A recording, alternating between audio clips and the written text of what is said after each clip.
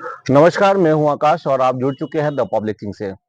हमारा ये हमेशा प्रयास रहता है कि हम जन सरोकार की बात करें और हम बात करें जन सरोकार से जुड़े हुए उन मुद्दों की जिससे आम जनता सीधे-सीधे प्रभावित होती है।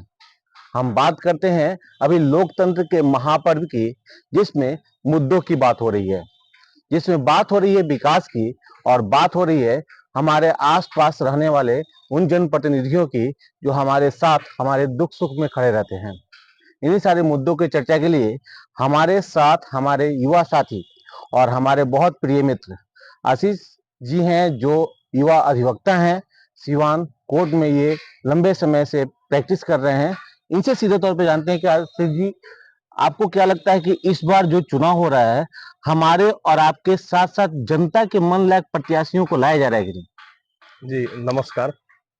अ, ये बहुत अच्छी बात आपने कही कि यहाँ जो आम चुनाव जो होने जा रहे हैं और यहाँ जो सभी राजनीतिक दलों ने अपने कैंडिडेट्स उतारे हैं, एक को छोड़ के, तो यहाँ यही देखने में आ रहा है कि कैंडिडेट के चुनाव में जो राजनीतिक दल हैं, वो क्या सर्वे कराते हैं और लोगों की क्या पसंद नापसंद है, इसके बारे में वो अब तो इधर ये चुनाव हुआ, ये इसका जो पिछले वाला चुनाव था, तो मुझे लगता है कि इसमें जनता की पसंद का कोई ख्याल नहीं रखा जाता है, बल्कि ये जो राजनीतिक दल हैं और उनके जो मुखिया हैं, ये जो है वो अपना ईगो सेटिस्फाई करने के लिए या यूं कहें कि किसी भी तरीके से प्रभावित होकर और अपना प्रत्याशी जबरदस्ती थोपते हैं। जी, ये अब ठीक बात आपने कहा है कि इस बार जनता के मन लायक जो प्रत्याशी होना चाहिए नहीं है। आम जनता के बीच से जो आम जनता के बीच खड़ा रहता है, उसमें से अगर उठा के किसी व्यक्ति को लाके खड़ा किया जाए तो लोग अपना लेते हैं।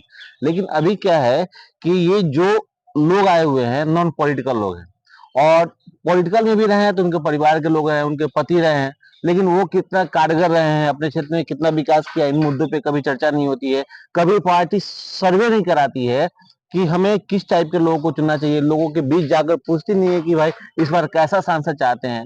पिछले साल जो डमी कैंडिडेट रहे, कितना विकास हुआ आप खुद जानते हैं। तो आपको क्या लगता है कि जनता इस बार जो वोट देगी, वो व्यक्तिगत लाभ के लिए देगी या वैसे लोगों को चुन लेगी या अपना वोट बर्बाद कर देगी? हमारे पास सिवान की राजनीति ऐसी है या यूं कहें बिहार, पूरे बिहार की राजनीति ऐसी है कि हमारे पास अच्छा चुनने का कभी विकल्प ही नहीं रहा। अगर हम बिहार की बात करें या सिवान की बात करें तो आम जनमानस में आप ये बात आपको सुनने को मिलेगा कि ये फला आदमी है, फला दल से है, चलो इसने कोई अच्छा काम नहीं किया तो इसने किसी का कुछ बिगाड़ा नहीं है, तो हम इसी को देते हैं। लेकिन क्या इस इस तरह की सोच से और ऐसे व्यक्ति को अगर हम सांसद और विधायक चुनते हैं, तो क्या ऐसे व्यक्ति के द्वारा कभी भी ये समाज का, ये राज्य का, इस जिले का विकास हो सकता है? हम तो ये एक प्रकृति का नियम है कि अगर आप अपडेट नहीं होते हैं, अगर आप विकसित नहीं होते हैं, तो आप पीछे छूट जाते बिल्कुल, हैं। समय के साथ तो चलना पड़ता है। चलना पड़ता है।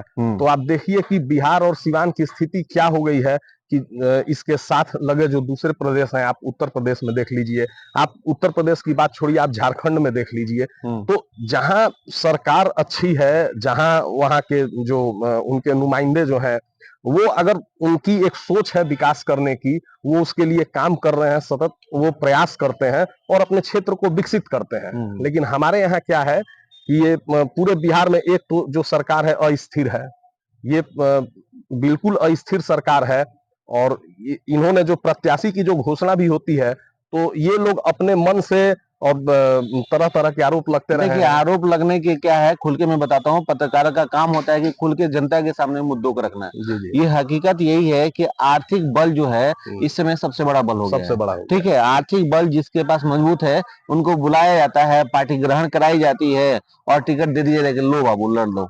ठीक है, क्योंकि सरकार और जो पार्टी के लोग हैं, जो ऊपर बैठे हुए लोग हैं, उनको भी पता है कि मनी है तो हेलीकॉप्टर से घूम लेते हैं, नहीं तो एक जगह की सभा करते करते 4 दिन लग जाते हैं। तो ये हेलीकॉप्टर का खर्चा क्या आएगा, लोगों को प्रचार प्रसार का कहाँ से आएगा, टीवी चैनलों पे जो पैसा देते हैं वो कहाँ से आएगा। तो ये सारी चीजों को देखना होता है। लेकिन ये पैसा जो 2 लाख 4 लाख 5 लाख 6 लाख और करोड़ों में जो खरीदे जाते हैं ये सीट को, ये पैसा आखिर में वो जो जनप्रतिनिधि दे के लेता है टिकट, अगर जीतता है तो कहाँ से वसूलेगा, ये भी तो सवाल है। वो पैसा क्यों देकर लिया? आखिर व्यवसायी है वो। कहीं ना कहीं वो गरीब जनता का ही पैसा है, जिसको लूट खसोट के वो रखा हुआ है। यहाँ सबसे देखिए, सबसे बड़ी लूट विडंबना, खसोट के रखा हुआ है या कमा के रखा हुआ है, लेकिन जब वो जनप्रतिनिधि बन जाएगा, नेता बन जाएगा, तो लूटेगा जनता की पैसा को। बिल्कुल बिल्कुल। और सबसे बड़ी विडंबना यही है जो मैं कह रहा हूँ कि आप यहाँ किसको वोट देंगे? आप यहाँ दल को वोट देंगे, आप यहाँ प्रत्याशी को वोट देंगे। आप प्रत्याशी को वोट देते हैं, कल को पता चलता है कि आपने जिस प्रत्याशी को जिस दल के लिए वोट दिया, वो प्रत्याशी उस दल को छोड़ दिया। बिल्कुल। आप अगर किसी दल को वोट देते हैं, आप अगर जदयू को वोट देते हैं, तो आप आज ये सोच रहे हैं कि जदयू भाजपा के साथ मिलकर विकास का कार्य करेगी, कल वो पता चलता है कि वो जदयू राजद के साथ मिल गई। आप भाजपा को वोट देते हैं तो कभी भाजपा सरकार से बाहर हो जाती है, आप जदयू को वोट देते हैं, जदयू पाला बदल देती है। पिछले दिन जो घटनाक्रम रहे बिहार सरकार में, यहाँ की जनता दिग्भ्रमित है कि वह किसी दल को वोट करे, किसी प्रत्याशी को वोट करे। दल को वोट करे तो दल की कोई गारंटी नहीं है, प्रत्याशी को वोट करे तो प्रत्याशी की कोई छवि नहीं है, न मन लायक प्रत्याशी है और दल दवाडोल है। चलिए, अब ये तो बात हुई। अब पिछले दिनों जो घटनाक्रम हुई उसमें आपने देखा ही होगा कि पलटू राम नीतीश कुमार के बारे में कहा जाता है, कुर्सी कुमार कहा जाता है। उन्होंने अपने सत्ता के लिए, अपनी कुर्सी कायम रखने के लिए क्या क्या किया। ठीक है, अब विकास के जो चीजें थी वो जब भी सत्ता परिवर्तन होते हैं तो निश्चित रूप से रुक जाती है। ठीक है, हो नहीं पाता है। पता चलता है कि नए मंत्री बनते हैं, नए लोग आते हैं, नई सोच के लोग आते हैं, तो व्यवस्था समझते समझते पता चलता है कि 2-4 साल चले जाते हैं और विकास होता नहीं है। तो कंटिन्यूसी बनी रहनी भी जरूरी होती है सरकार में। अगर लंबे समय से, अगर 5 सालों का समय किस लिए दिया जाता है? दिया इसलिए जाता है कि 5 साल में आप व्यवस्था को समझिए, समस्याओं को समझिए और उसका समाधान कीजिए। लेकिन जब सरकार ही हमेशा बदलती रहेगी, कुर्सियां वही रहती हैं और लोग बदलते रहते हैं, तो लोग जब तक आते हैं व्यवस्था समझते रहते हैं, तब तक पता चलता है कि समय आ गया और फिर से चुनाव होने लगते हैं। तो जनता कहीं ना कहीं ठगी जा रही है इन नेताओं के द्वारा। पहली बात ये जनता के लिए थी। दूसरी बात ये है कि विकास के नाम पर विगत 5 सालों में जो बिहार की सरकार, वर्तमान के सांसद, निवर्तमान सांसद जो कविता सिंह है, उन्होंने कितना काम किया? क्या लगता है कि वो एनडीए गठबंधन से जीती थी, फिर राजद के साथ चली गई, तो क्या लगता है कि फिर एनडीए गठबंधन के साथ जो लोग आ गए हैं वो वही काम करेंगे जो पिछले के कार्यकाल में स्थानीय नेताओं ने किया है? आपको क्या लगता है? नहीं, देखिए, प्रत्याशी ऐसा होना चाहिए और उसी प्रत्याशी पर हम भरोसा कर सकते हैं जिसको हम काम करते देख रहे हैं, जिसको हम समाज में देख रहे हैं। आप किसी घरेलू महिला को, आप किसी ऐसे व्यक्ति को जो कभी क्षेत्र में आया नहीं, आप उठा के लॉन्च कर देते हैं और ये आप बाध्यकारी कर देते हैं कि जनता उनको वोट करे। तो ये राजतंत्र नहीं है, ये प्रजातंत्र है। और जनता जो है वो किसी की बंधुआ मजदूर, किसी की गुलाम नहीं है कि वह आप जिसे आप ले आके और थोप दीजिएगा और उसको जनता उसको वोट करके जिता देगी। और अगर ये देखना होता है कि ठीक है, अगर किसी को आपने मौका दिया भी, लेकिन वह व्यक्ति 1 साल गुजर गया, 2 साल गुजर गया, 3 साल गुजर गया, ना वो कभी क्षेत्र में आया और ना कभी उसका कोई विकास का कोई कार्य ही दिखा, तो ऐसे में क्या होता है कि जनता का फिर पूरे तंत्र से ही भरोसा उठ जाता है। आपको क्या लगता है कि वो चीजें फिर रिपीट होने जा रही हैं? फिर सरकार वही मोदी के नाम पर, मोदी की गारंटी के नाम पर जीतने की कमो बेश स्थिति तो यही है। अब अगर हमको सिवान में कोई दिक्कत होगी तो क्या मोदी जी से हम कहने जाएंगे? आखिर ये जो प्रत्याशी होते हैं, ये सांसद प्रतिनिधि जो होते हैं, ये क्यों होते हैं? ये सांसद, ये विधायक, ये सरकार के प्रतिनिधि हैं और प्रतिनिधि ही उस क्षेत्र में कार्य करेगा, ना कि हर क्षेत्र में प्रधानमंत्री जाके कार्य करता है। तो ये जब प्रतिनिधि वैसे नहीं होंगे, मन लायक प्रतिनिधि नहीं होंगे, वैसे कर्मशील अगर प्रतिनिधि नहीं होंगे, तो कहीं ना कहीं यह पूरे समाज को, पूरे राज्य को प्रभावित करेगा और उसके विकास को धीमा कर देगा, उसको अविकसित कर देगा। बिल्कुल, ये एक बहुत बड़ा और जबरदस्त मुद्दा इन्होंने बताया है कि जो परिस्थितियां पहले बनी थी वही परिस्थितियां भी बन रही है। तो जनता के लिए ये एक बहुत बड़ा संदेश है, खासकर सीवान की जनता के लिए, कि वो दिग्भ्रमित ना हो। अपने आसपास और सुलभ तरीके से मिलने वाले जो नेता हैं और जो आपके सामने चाहे किसी भी दल से खड़े हों या निर्दलीय ही क्यों ना हो, उन्हें जरूर चुने। ये मैं किसी का नाम नहीं ले रहा हूं, लेकिन हाँ, आपके लिए जो सुलभ है आप अपना बहुमूल्य वोट उसे ही दें। ये मेरा पहला कहना है। दूसरा ये है कि पार्टी के नाम पर और मोदी की गारंटी के नाम पर तो जीत तो बहुत सारे लोग जाते हैं, लेकिन काम कितना कर पाते हैं ये एक बहुत बड़ा सवाल है।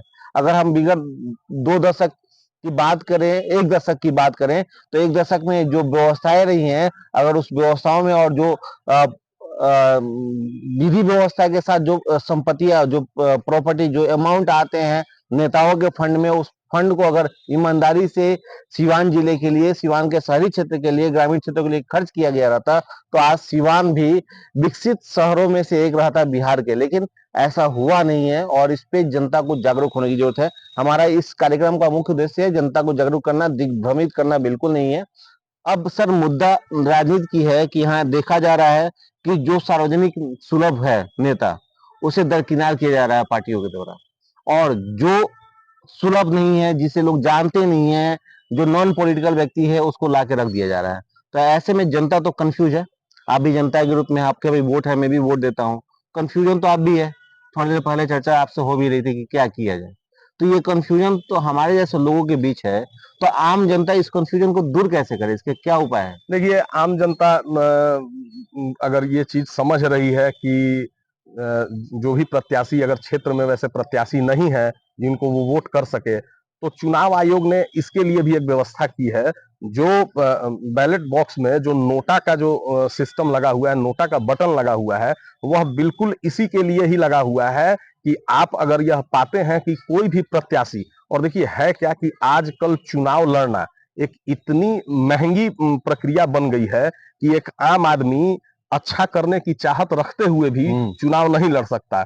चुनाव में होने वाले खर्च, चुनाव में होने वाले खर्च, चुनाव प्रचार नहीं कर सकता। वो पहले का जमाना था कि लोग साइकिल पर चल के और पैदल चल के वोट मांग लेते थे और चुनाव प्रचार कर लेते थे। आज चुनाव अपने आप में इतना महंगा हो गया है कि एक आम आदमी और ईमानदार आदमी अपने खर्च पर, अपने भरोसे चुनाव नहीं लड़ सकता।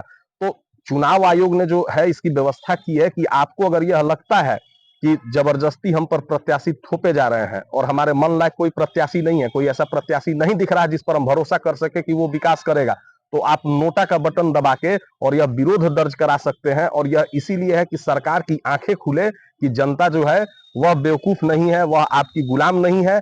आप नोटा को वोट दीजिए, आप नोटा पर बटन दबाइए, जिससे सरकार को यह एहसास हो कि हम जनता की सोच को, जनता की भावनाओं को अगर हम अलग करके और अपना प्रत्याशी हम देंगे तो इसका क्या दुष्परिणाम हो सकता है।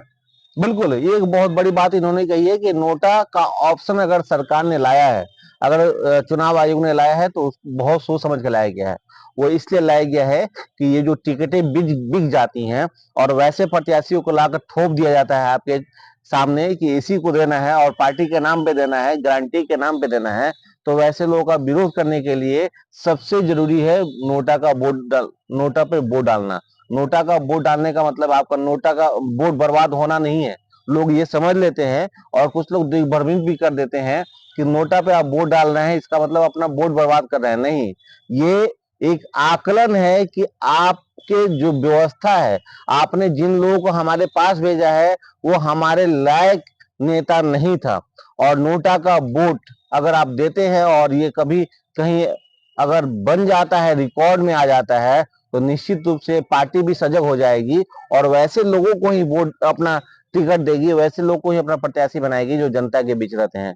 तो ये एक बहुत बड़ा अच्छा सलाह इन्होंने दिया है और इस पे अगर हम अमल करते हैं तो हम निश्चित रूप से हम ये बता सकते हैं उन पार्टियों को जो पैसा लेकर, जो कहीं ना कहीं से प्रभावित होकर टिकट को बांट देती है और बेच देती है, उन लोगों को ये बहुत बड़ा जवाब होगा कि हमें अब अपना टिकट नहीं बेचना चाहिए। नहीं तो इस बार भी नोटा का विजय होगा, यानी लोग अपने आप में विजयी हो जाएगी और फिर से वहां चुनाव कराना पड़ेगा।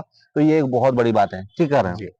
तो ये चीजें हैं और हम लोग लगातार जागरूकता को लेकर बात करते रहेंगे, मुद्दों पे बात करते रहेंगे। आम जनता से लेकर तमाम उस खास लोगों से बात होगी जो राजनीति में बहुत ज्यादा अपनी दिलचस्पी रखते हैं, जो समाज के विकास के लिए दिलचस्पी रखते हैं और जो युवा हैं, जो चाहते हैं कि हमारे आसपास के क्षेत्र का विकास हो और लोग जागरूक हों। तो हम जागरूकता को लेकर और इन सारी समस्याओं को लेकर हमेशा आपके बीच बने रहेंगे।